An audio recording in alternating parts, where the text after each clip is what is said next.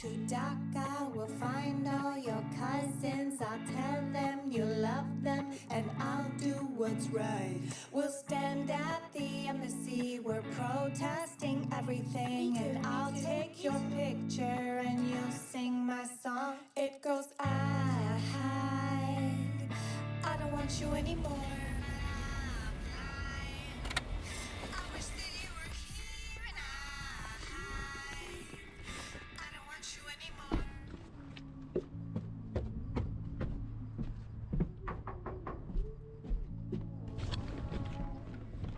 Thank you. I wish that you were here.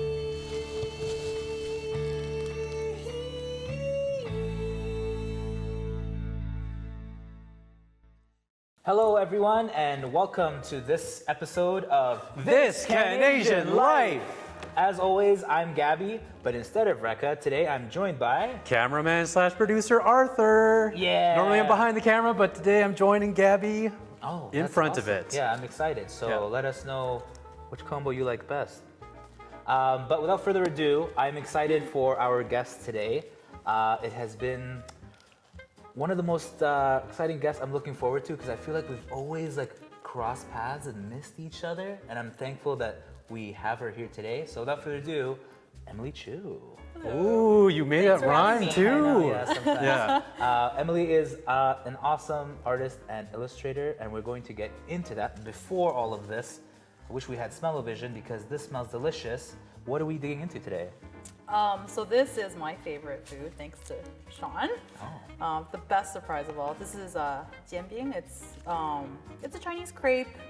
You make it on this wheel. It's like dough and eggs. Okay. Let's see what's in this one. It smells Like absolutely crispy amazing. Bits. Yeah, Yeah, it's, it's great. And secret sauce. Secret sauce. Secret sauce. It's the best. It's always good when places have a sauce they never tell you about. Like it's some secret that is passed on generation to generation, and you'll never know anything. I feel like you could always Google things, and they always get to the sauce, and it's just question marks, and they're like, good luck. But how do we? I was gonna say, yeah, this is our first time Yeah, I've never experiencing actually- this dish. Well, I just eat it, so I just All right, so fold just it. dig in, We'll just follow- do it. we'll Okay, follow I'm It's with easier you. if you fold it. Okay, and okay. Also, Oh. I totally played up the secret sauce bit. It's not that secret. It's just secret to me. Oh, my expectations are super high. Yeah, they're. But yeah, this smells amazing. Okay, first bite.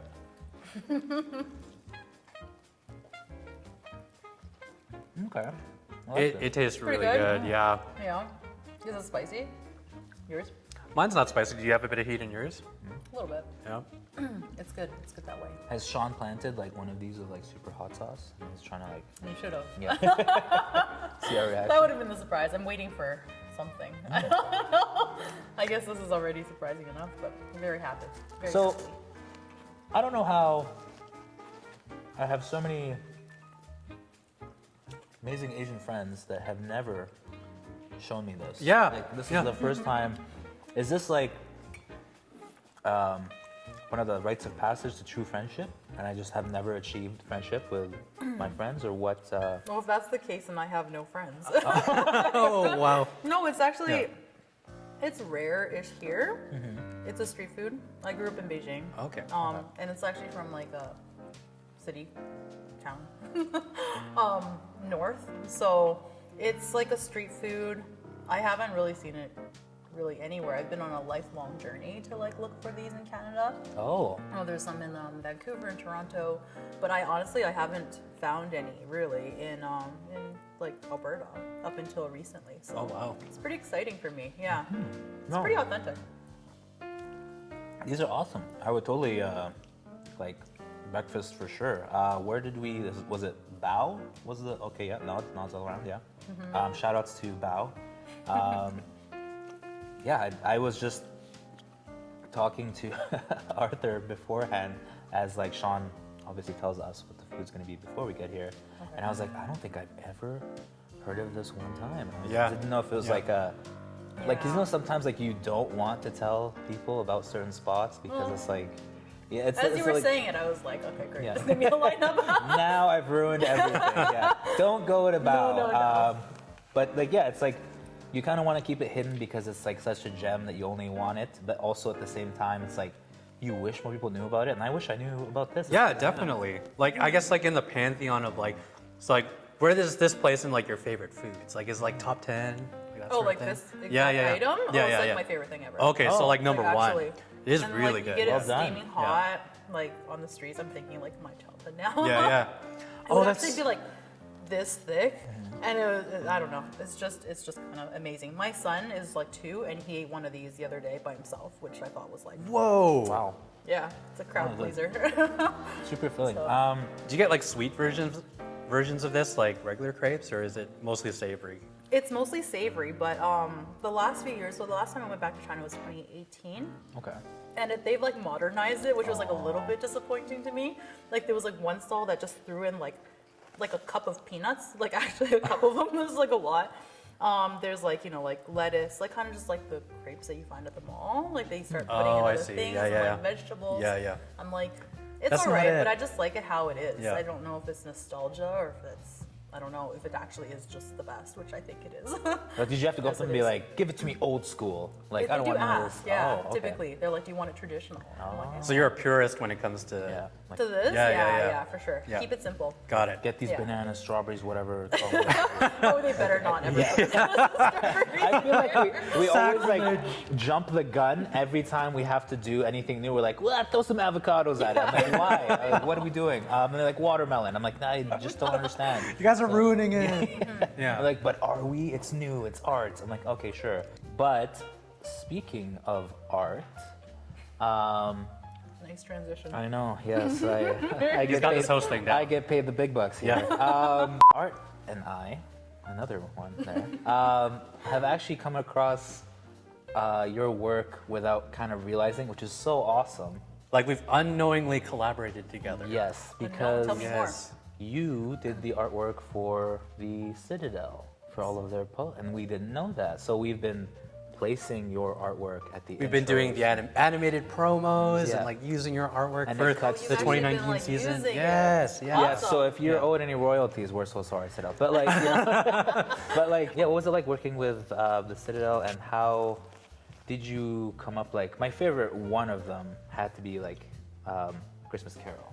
I feel like Yeah. that was and you captured the Grumpy Scrooge Yeah. beautifully. Oh, he was real grumpy. he Yeah, it was like perfect. Yeah. upset. I was like, Yeah. I know exactly what this play is Yeah. without reading the title. Yeah. So how was that like? It was good. It was nice to do the whole well, technically I think it was like 2020 that I started the season, and then it's just been kind of delayed. Yes, Like, some yeah, of yeah, the Shows were moved to 2021 and now 2022. Yeah. But it was really great to work on it all together, and just kind of read the scripts back to back and get a sense of Yeah, like, what yeah, that season was going to be. I love and I miss theater. I love and I miss music for like not just pandemic, but just being inside and like parenting. It's been a long time. Yeah. So it was really nice to actually read them. And then I think I got a couple clips too. I was able to watch the Christmas Carol like virtually, which was really nice. Oh, what did you So think? it was really great. Oh, So, This fun was fact, like 2 years like ago, so yeah. yeah. made the digital version. Nice, yeah, so nice, yeah. Hopefully, I was like waiting for to be like. You're waiting for I it. wasn't a big fan. It was terrible. Yeah, I hated it. And I'm like, oh yeah, those guys suck. Tell us how you really feel. No, it was great. No, it was a great thing to like be able to work on it, and then have your artwork, of course, featured on it. You were about to say something. Yeah, I think like one of the things I really admired about your artwork is that you had, I could tell it was like one singular style, but you matched all the shows together. Because that was probably really challenging, right? Like you had to make the season cohesive, but you had to identify like the feel and tone of each show. Could you kind of tell us like what that was like? Was that challenging? Like, It is. I actually Yeah. try not to limit myself by style. Right. So like, I'm probably one of the illustrators with like the most inconsistent range. okay. I like to try and take on each project individually. So that was really interesting because I had to kind of find that balance, right, with this because there's so many different shows within the season, so they kind of had to look similar, but yet I wanted each one to be treated independently. So that was really fun to do. Typically I think if you like look like project to project of mine, like some are more like advertising and more graphics, some are a little bit more like literal. I think with theater in general, they did appreciate something more narrative, so the characters were a little bit more realistic. But kind of finding that balance is always tricky. Like every project is a journey. Yeah, it was Yeah. like really great working with Daryl too. Yeah. Art directors, like, you know, Clear everything, direction. Yeah. But Isn't like, he like just a peach? Because like one of our favorite things, and I feel like this is always lacking in the field, is I love when individuals can tell me exactly what they want and what they don't want.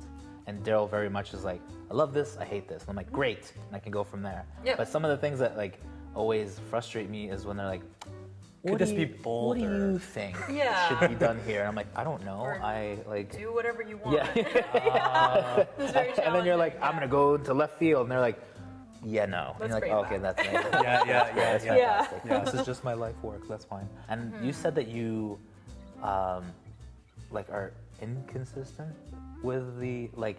Is that the style that you're? Oh, okay. Is that a difficult like? Because I'm like, because that can also be a thing because we have things where we're often asked to replicate exact scenes, and that is a style to kind of like not forge, but like almost borrow from. Imitate. Yeah, Like that sort of and thing. the closer you Yeah. can imitate to like said classic film or whatever, Right. the more that's like a style. Even everyone's like, you ripped this off. I'm like, no, we're paying homage to it. So, Right. so is that kind of a style that you're going for, or is there a style that you would like to center and focus on more?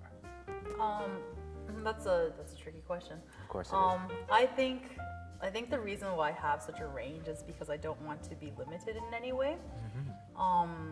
But it also makes it very hard for advertising. So like for the first few years of when I first started doing illustration, it was hard to send postcards because they didn't know what I could do.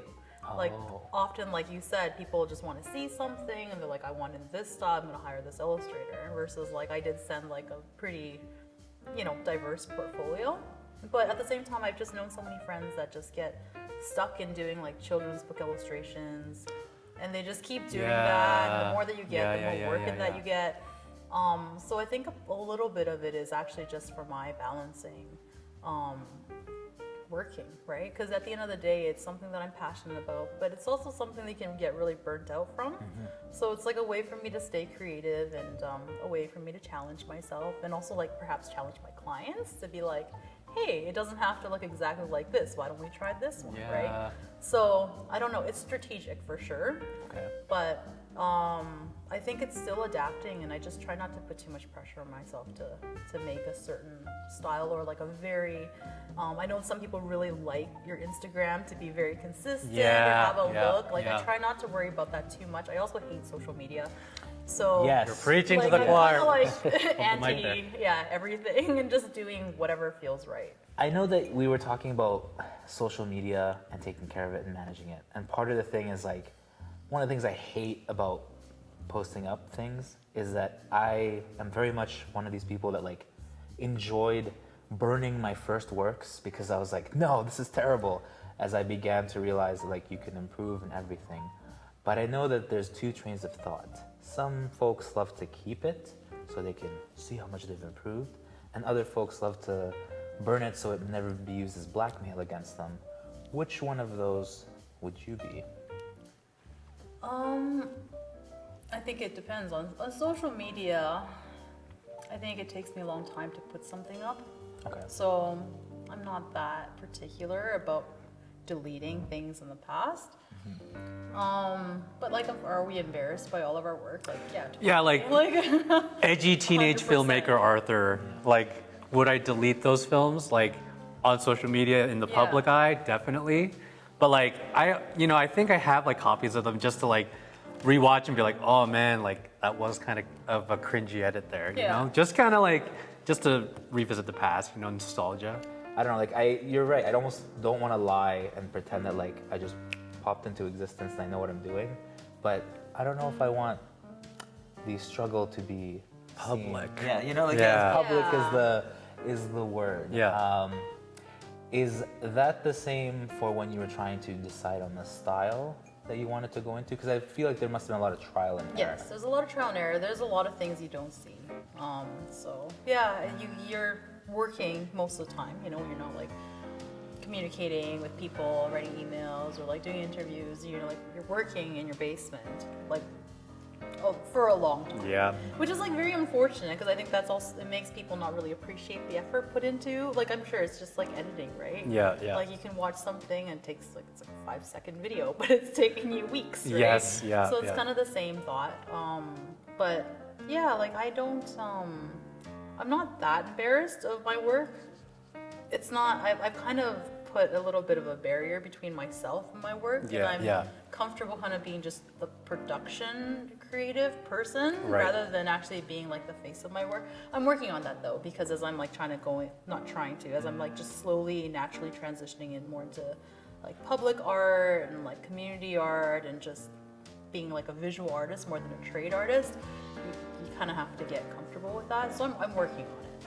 I'm wondering, what was one piece or one of your first pieces that you are willing to share on air that you'd like to talk about, and how did that piece come to be? One of my first pieces. So I've been making art. It's a very awkward first sentence. I've been making art Yes, since I was yes, very we're good, little. we're good.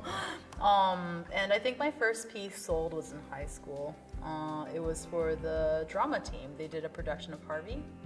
So the Cameraman Harvey. well, yeah. Well, not yeah. Not that Yeah, one. sorry. Not about that, but Yeah, yeah. yeah. Yeah. It was a man with an imaginary giant bunny. So the same as Cameron. He has a cat instead of a bunny. So yeah, so I was told to illustrate or paint this big portrait to put in on set over the fireplace. It's just like the high school student, drama student. I had to age him a little bit and then kind of put his arms around this giant Easter bunny. Oh, okay. So it's like, you know, it was good. It was challenging. It was doing something that you would never pretty much do because it was very strange. But then his parents bought it. So I thought Oh, that was what? pretty- They that's clearly pretty cool. loved it. So Yeah. I think like I'm not embarrassed by it, Yeah. but he might be embarrassed by this piece. Like, you know, growing up and looking at this and probably having his friends saying, what's with that? It's like in the main foyer. It's Yeah. like I look feel at like this. if this piece is out there, it's now very valuable, depending It's on... like the Kramer painting from Seinfeld. It's just up It there. has very similar yeah, yeah. feels actually. Very Yeah, brown yeah. and yeah. But like, so that was one of your first ones you can recollect that you were kind of commissioned to do. You talked about you had always, like, how did you know this was something I wanted to get into? Or was there something else? Because I know often with artists, they're like, I wanted to become an astronaut, and I decided, screw that, I'm doing this. Yeah. Was that always, like, did you always want to become... Did you have your an artist? Beatles moment where it was like, No. that's when I knew I was going to be an artist? Yeah. No, it was very slow and natural. And my family they've been pretty supportive. So I feel like I've always kind of known, and it just grew as I got older. Like my parents always wanted me to be like, do whatever you want, but you know, but keep the doors open. So they're like, Yeah. go to IB, you can do art, but also do math IB. And like Yeah, all this yeah. other stuff. So I did. I did all these things, and I think at some point in like grade 9 or 10, I was just like, why am I doing all of this? Like, I know what I want to do. I think I know what I want to do. And they were very supportive. And I remember going to colleges, and I had a very supportive art teacher in grade 11 and 12 who took me to like portfolio shows and like galleries outside of the school structure, which I don't really know if you're allowed to do that anymore. Yeah, But, it's you know, a gray area, but I'm Yeah. glad it helped, because sometimes it's like the passion of your teachers, like them trying to show you. Like I remember like being taken to like sets by one of my instructors, which we later learned we were not allowed to do. Yeah. But I'm like, it was so amazing to be on a live set, to see the work being done instead of, you know, like it's one thing to be taught it in class, and another thing to be like In the process Yeah. of making it. Yeah. And I don't know, like maybe it's some legality thing, but we got very angry letters that are like, never ever take them to sets because they aren't trained yet, they don't know what they're doing, and they're Oh, a okay. liability Right, kind of of thing. course. We're like, not like they gave us anything morally important. They're like, wrap this cable, tape this down. We're like, yes sir, like don't ever speak to me again, like yes. And then we just like, went to work, but like Yeah. that was, I feel like being in that moment, like I call it a baptism of fire, where it's like you're just thrust in there, and I feel like it's so far out of your comfort zone that Yeah. either you learn or you burn, right? Yeah. So those are like moments that I kind of like, and I never want to place people who are starting out in them because I'm like, oh geez, like I know how they feel, but I feel like they're integral for you to grow as an artist. Like you can't just remain in a comfort zone. I know you said that you like to expand to different styles to keep things open, so you're not limited. Yeah. And I feel like that's limiting. Do you think that that's like, if I were a new artist right now, would that advice be something you'd agree with or disagree with? That you should put yourself out of? I think, definitely agree with. There's also not enough opportunities, right, to be put in those situations. And also, I guess in my field, there's like almost no mentorships. You graduate from school, you might make your way into art school, and then after that, you're kind of like On your own. on your own. Yeah. You're just like, good luck. And that's one of the reasons why so many people end up not pursuing their career.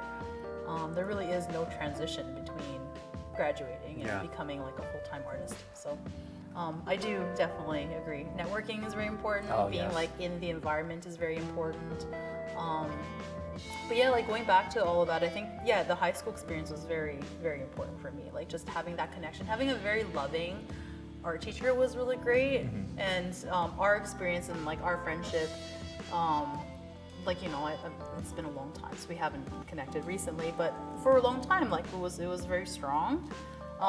He definitely did like more than the average teacher would do. Like he would drive me and my friend to go to an art show after school. Wow. Like we would actually have these like wonderful times, and I met his like daughters, and it was just like really nice to see what it was like and to really understand the hardships as well as like, you know, the passion of what it's like to be an artist. So yeah, I wished it was like a little bit more of that, because that definitely really helped me to like know a little bit more and more comfortable to get into the arts. So would you say like one of the most important things, because I do happen to agree, is like finding a mentor, somebody who can kind of show you like the pathways and like routes you can take to becoming an artist and finding your identity as an artist? Yeah. And I can't really quite offer that right now as an illustrator, but I try. A whole lot of it is like I try and be very open about like talking about what it's like to be a freelancer. I try and be very open about like pricing and just like, I don't know, writing a contract. And for the last 3 years and this summer as well, I host like a 2-3 month internship as well. Oh, cool. It's also like being kind to myself to take a little bit of like a breather over the summer, to just have an extra hand around to set up files and things like that. So yeah, like I wish there was a little bit more of that, because it took me, I don't know, like I graduated in 2011, and it took me like 6 to 7 years before I felt comfortable working and like quitting your part-time art job or something to like really do it full time. As artists, we often consume various different types of media to get inspired by. Is there anything that you've been kind of like watching, listening to that's kind of inspired you as of late? I'm really into, I don't want to say this because then I have to give examples, which aren't like front of mind right now, but music is really like therapeutic for me. Okay. I think because I work so silently and for such long durations of time, kind of like what you do with film, but you know, without the audio component. So it can be very quiet, and it's always been something that has been important in kind of my creative development since I was like so young. Okay. Drawing in silence is, you know, no fun, right? It's just been like, it's honestly been like the motivator to like keep me going and to keep me like pumped. There's like music that I listen to that's like inspirational when I was young, which was like rap music. Now I'm like listening to like, well, way more different variety of things, because I feel that I think I have like almost like a different soundtrack for the type of project that I do. Oh, okay, that's interesting. Yeah, I feel like I have to ask this because rap was the genre I grew up with. What artists? Lay some out here. What artists? Man, there's name so drop, many. name drop. Right, throw some back. You really had to go here, right? We're going there. I did. I don't know. I always go back to like Outkast Nice. and like Andre 3000. Yes. What else? I don't know. I mean, like it's just. It depends on what stage of life you're talking about. I mean, like I was an angsty teen, so you know, there's been angrier rap, and then there's Fort like Minor. you know, So I think it really just depends, and I still listen to a lot of it. I don't know if it's nostalgia or if it's just sometimes for motivation. I think it also comes from just relating to the music somehow. Like, you know, there wasn't a lot that I related to, and I loved storytelling. And I'm an only child, so I had a lot of feelings. And growing up, my parents were, you know, busy immigrants. I had a lot of feelings. I had a lot of like sadness as well as like joy, and it just was the only thing that I could relate to for a long time. So I still go back to it at times, for sure. There's just like something about it for me. But nowadays, I mean, it just, I have a different soundtrack for every kind of project that I do. I can't listen to rap at all when I'm working on like some projects. Yeah. It just kind of like messes me up. But like when I really need to kind of get into it, I mean, it's, that's because I feel like to. you're finding your zen as you're like working, and now listening to it as I'm doing them, like this is kind of productive because it's very like angry and like, you know, fueled, and I'm like, I'm trying to make this somber piece, and I don't know if this clashes. So yeah, it's interesting, like the music also changes with what you're working on, and I found new genres of music and discovered them as I'm working on various pieces, and it's like it's an interesting like evolution because like one impacts the other. Like I'm always so fascinated when like various art pieces and different styles of art like impact us. Like I see murals and artwork around the city, and it still inspires me. I'm always happy to see more of it. But one of the like biggest things that I had enjoyed about like your work and some of your pieces were, because we had to research some things here for the show. We Of course. Was you had a set series, and it was like these Chinatown pieces, and I remember like as I was going through them, I was like, I wonder if she's going to include it. She did.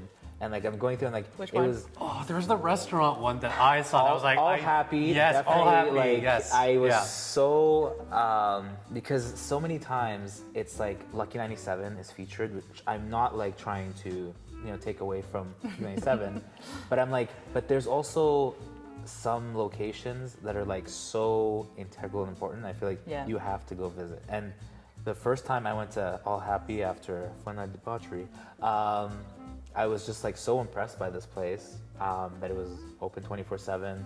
I think we had like jellyfish it was, and I was like, I don't know what this is. It's delicious. And it was amazing.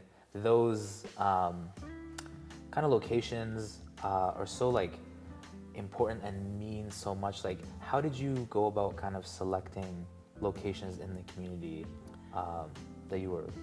Yeah. So that whole project actually took a long time to develop. I think my whole like introduction to working with Chinatown, very first, it was like a long conversation, and I guess friendship developed with Grace Law. So I think we've always kind of talked about it on some point. She's looped me in on, I don't know, some events here and there. And then I had a child in 2019. Oh wow. Yeah. And then the pandemic had happened, and I just felt really removed from the community.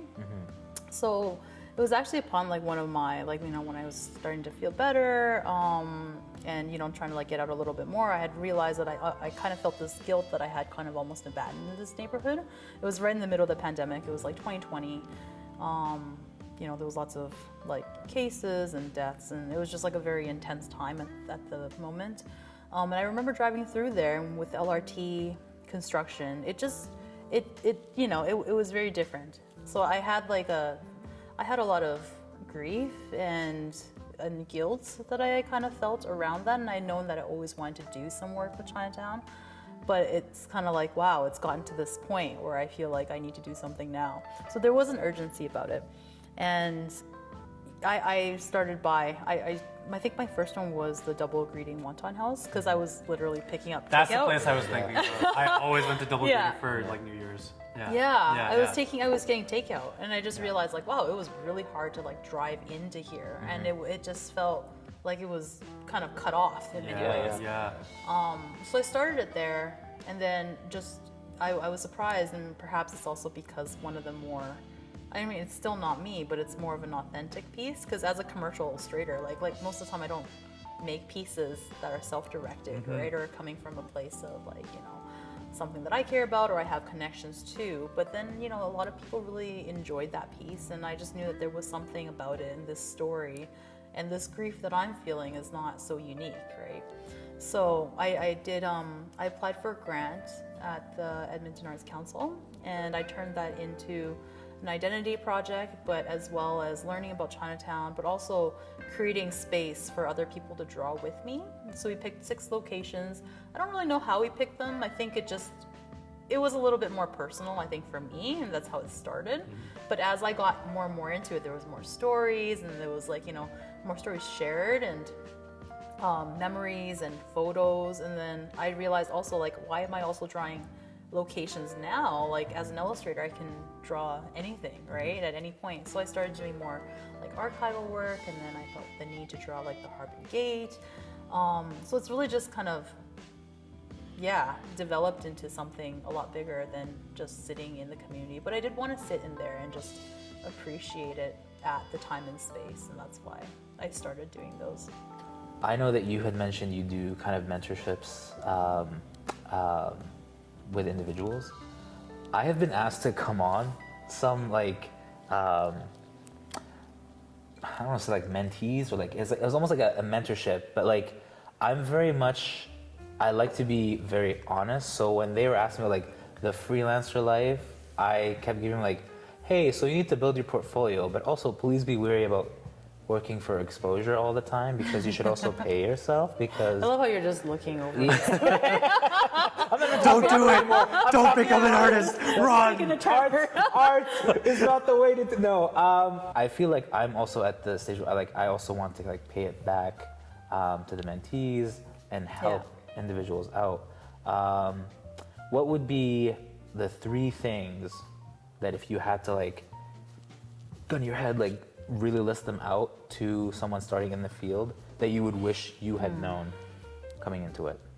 That I wish that I would have known. I think one of them is, I don't know if it's a tip, it's more of a personal tip. It would probably be about style and just not stressing over it so much. I think that in school, they, you know, they try and make it so that you are easy to hire, which is true, but it's not always the best route and the healthiest and happiest route.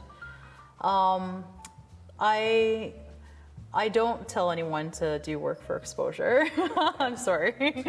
I think just the more open we are about standards and pricing, it just uplifts everyone. There's too many unpaid internships within illustration, fine art, whatever.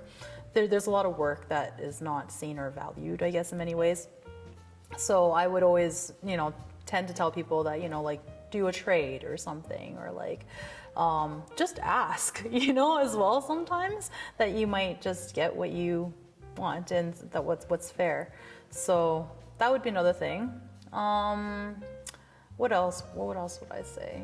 Enjoy a little bit. It's very stressful. It's a journey. And it's, like I said, it can take 10 years, and there's nothing to be ashamed of if you have a part-time job. There's also artists that make art, but they don't make art for money, because to, you know, protect yourself and enjoying what you do and what you love to do. Some people find that the only way to do that is actually just to do it on the side and just to do it for yourself. So there's really like no, it's hard to give tips, because I think everyone's journey is so different, but everyone is an artist, you know, and I think that everybody has a story to tell, and everyone has good art to make. And I'm kind of like breaking that down too, because for so long I was kind of faking it till I was making it, kind of thing. But I just realized that it doesn't. Yes. I don't know. I just don't really feel that anymore. I just feel like we all have something to share, and all of it is good. And there's no need to put pressure on yourself to make it to look more professional or more what you think success looks like. Everyone really, honestly, truly has a different journey. And art is very impactful, and it's very powerful. And it needs to be done in a way where you're not restricted by the pressures of, like, you know, making money or, you know, fitting into a category. And there's so much more to it. Like what we're talking about, like a prescribed definition of success as an artist, really resonates with me currently, because recently my mom came up from Calgary to see what I've been up to, and like most of my family members, when I'm like, oh, I'm a filmmaker, they're like, oh, what do you do? Like, are you working in commercials? Are you working at like a corporation or something? Like, Yeah. it was always back to like, hey, are you making money and like Right. able to put food on the table? And you know, for some of my family members, it's always been they don't see like the value in working in a creative field. But when I brought my mom here, like I was showing her around the space and telling her like, yeah, we're working on like bigger level productions, like larger production houses are coming to rent the space out and work with us. And like I could just see like in her eyes that she was like, you know what, I'm actually so proud of you. So like that was the first time I think that she's kind of acknowledged like my art, and like it felt like very validating for me, because like even my dad's the same way, and they've been super supportive, but there's always been that like, hey, that's great, but you like the same thing, you need to like keep the lights on and keep your doors open, because if it doesn't work out, you know, like you have to have something to fall back on. But like I don't know if like from your personal experience with your family, like having like a very supportive family is quintessential too, and when you receive that acknowledgement, it's just like, it just blew my mind, like when that happened. So No, that's really touching. Yeah, Thank yeah. you for sharing. yeah, Yeah, I don't, I'm very lucky in that Yeah. I have a very supportive partner and family. There's been many times when I was, like, just nothing else was for me, to be honest. That's why I'm in this. I've done marketing jobs. I've, like, you know, worked at, I guess, nonprofits and just design studios, print shops. Like, it always, you know, it was fine. I could have lasted there, but I wasn't happy.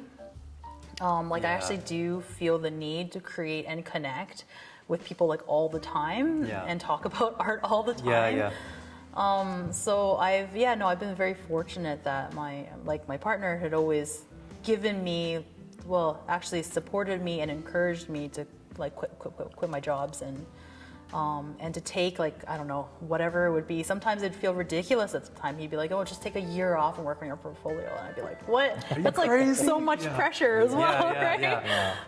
But I was very lucky in just having, you know, people there that understood that it takes time, and that, you know, it really, that I guess also believed in me in some ways. And that's really, really helpful. And I'm glad that your mom was able to see that, because I know growing up, like, of course, that was the pressure too.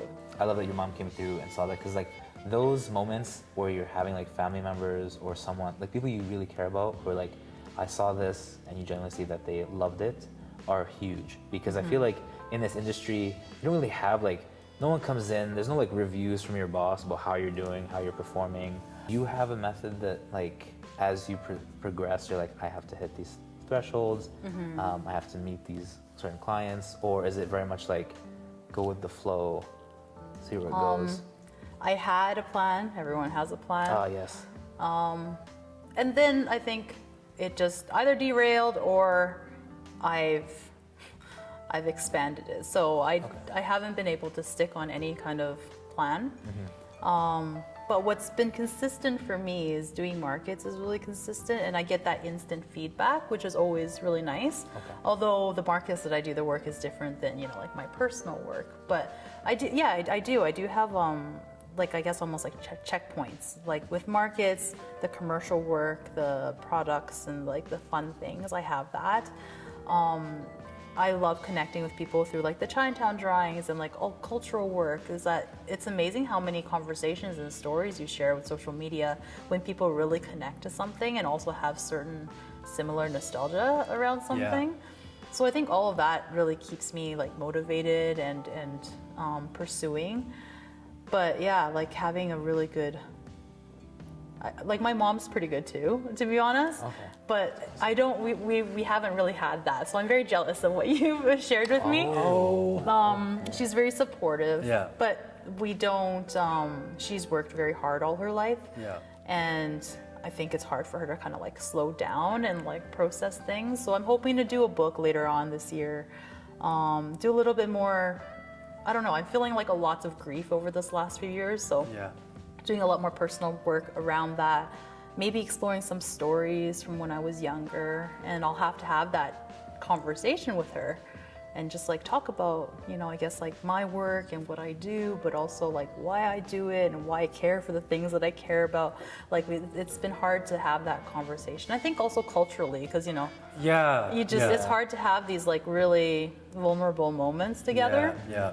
So there's a lot in the works that I plan on, but who knows, maybe I'll totally go sideways again. Kite flies on a string, not a stick. Yeah, no, but Yeah. that's also like kind of like how it flows and like how it goes. And it's like you said, enjoy, right? Like enjoy what you're making, because I feel like too many times we're like, I want to be here, and we don't enjoy the process of getting there. Yeah. But speaking of enjoying the process and enjoying, you know, having a good time. I'm really nervous. Oh, have I scared everyone off? We're going to go to one of my favorite segments of the show, which is called How CanAsian are you? Okay. Is this like a trivia thing?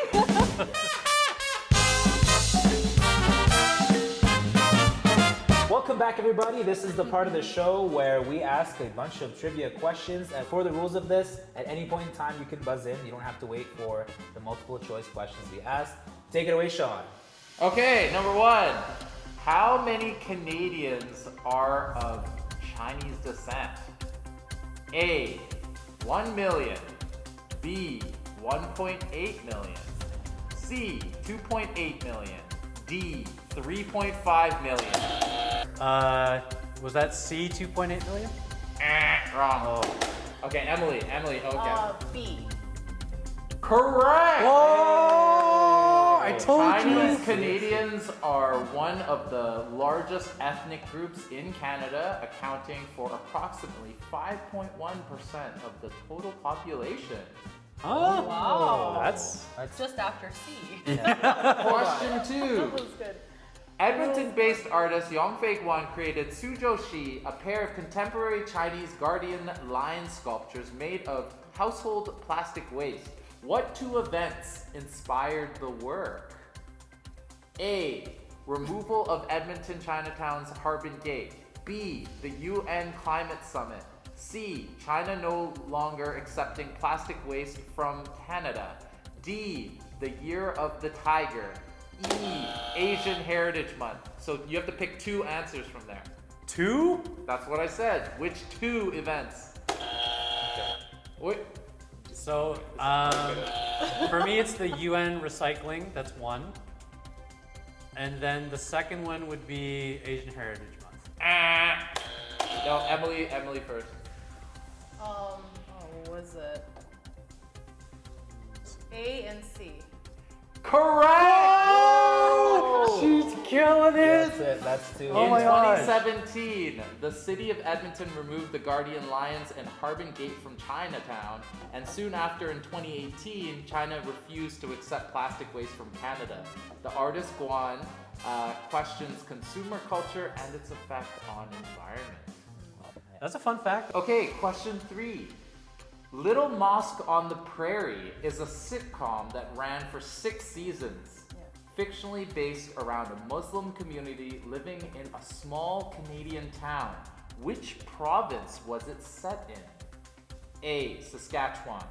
B, Alberta. C, Manitoba. D, New Brunswick. Gabby. Alberta? C, Manitoba. Saskatchewan. Correct! And yeah, I tried I'm to so go sorry. Alberta boy. We're getting swept. It's been We're a getting swept, while. Gabby. I only faintly remember that. Question 4. Oh man, I gotta get one. Yeah, come on. This organization just celebrated their 25-year anniversary, running a festival supporting choreographers in the creation of dance inspired by Asian ideas and the cultivation of intercultural and intergenerational knowledge exchange. They are A, Canadian Asian Dance Makers. B, Asia Diaspora Dancers. C, CanAsian Dance. D, New Dance Horizons. See CanAsian dance? Correct! Oh, Gabby's on the yeah, I did. Oh man. All right, number 5. Coconut is a collection of poems that questions and challenges propriety and what it means to be a good woman, second-generation immigrant, daughter, consumer, and lover. Who is the author? A. Alexis Keeneland. B. Rupi Kaur. C. Evelyn Lau. D. Nisha Patel. B. Nisha Patel. Correct! Hey, Oh okay, my yeah. gosh. They're Nisha kinda like Patel. fancy questions, so. Nisha Patel, who identifies as a disabled queer spoken word author and artist, was the City of Edmonton's 8th Poet Laureate and is a Canadian individual poetry slam champion. Whoa. Nice. That's good. Well done. All right, question 6. Canadian law historically has prohibited and excluded Chinese people from immigrating to Canada. How many years did this discrimination take place? A. 24. B. 38. C. 51. D. 62. 38? Wrong. I think Art first. Was it B24? Wrong. A. A First one. A was 20 also something? 24. Oh. Wrong. Oh, sorry, I messed that up. That's okay. It's okay. Well, everyone is wrong. Thank you. No points. Okay. It's surprise, surprise, but terrible surprise. 62 years. 62 Oh my years? gosh. From 1885 to 1923, Canada imposed a prohibitive head tax on Chinese immigration. Then from 1923 to 1947, the Chinese Immigration Act excluded the Chinese altogether from immigrating. So total, these two acts combined 62 Two years. acts combined. That was like a okay. check. Wow. In Vancouver, the Youth Collaborative for Chinatown has been hosting Chinatown Mahjong social events to strengthen the relationship between people and place through playing games. What is the event called? A. C-Town MJ. B. Hot and Noisy. C. Mahjong Aunties Unite. D. Asians in your area.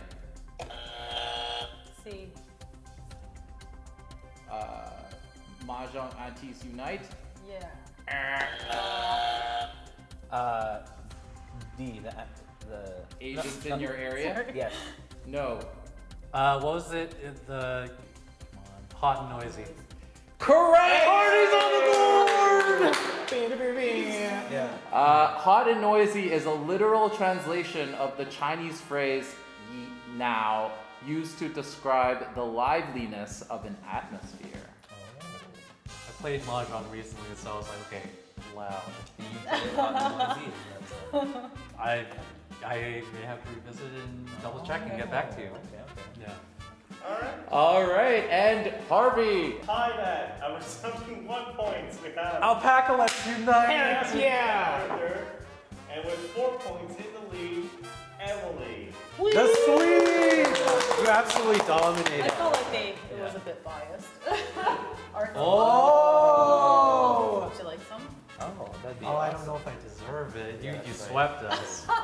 But if you're gracious enough to give us a little She claw. very much underplayed how like little she would know, and then Well, very quickly we were like, oh, we're gonna get this one. And so it's until we get to statistics.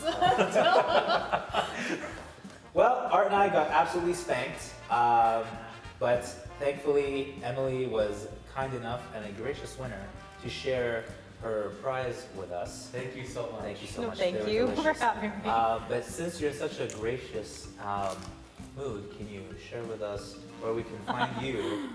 My website is heyemilychu.com, or on social media it's heyemilychu. Thank you, Emily, for joining us. Thanks for having me. A pleasure as always. I've been Gabby. I'm Arthur. And you've been watching This CanAsian Live! It was awesome. It was great to, like, obviously we miss Rekha. We miss Rekha. But it was great to have Art. I feel like having another alpaca on there was very natural. We've worked together for so long and been friends for so long that things just came organically. I think like we had a lot of great discussions and it felt really natural, and like we were able to open up personally about our experiences with creating art during the pandemic in like Chinatown. The only thing I'm bummed about is Rekha didn't get the redemption arc for trivia. Yes. So next episode hopefully. Which leaves us at one important thing, season 1 champion right here. It was one of the last episodes that we did today. Emily was a really good guest. It was really interesting to hear her talk about how it's not just like filmmakers, but also a bunch of artists. We share the same struggles. And it was really inspiring to hear how she worked her way through that. It was honestly really fun. It was kind of cool to see him interact with a new guest and stuff like that. Obviously, I've only been on a couple of these episodes, so it was just fun to see him interact, still hold this title even though him and Arthur did get swept in the game. Yeah, well, I mean, it's the last for this series, I guess. I am relieved in some way that we were able to shoot all our 6 episodes, because it's, even just scheduling people and trying to find the time post-COVID when everybody wants to try to get back to normal, it can be difficult. So I'm so grateful to be able to hold this space and have folks join and be so generous with everything that they've shared in their stories. And so it's a bit sad too, obviously, because you're like, that one idea that you started with is now almost coming to a close. But I don't know. I also look forward to just seeing what and how the community is going to respond to the work. So comes back to you guys and let us know how you feel. Thank you for watching. This CanAsian Live.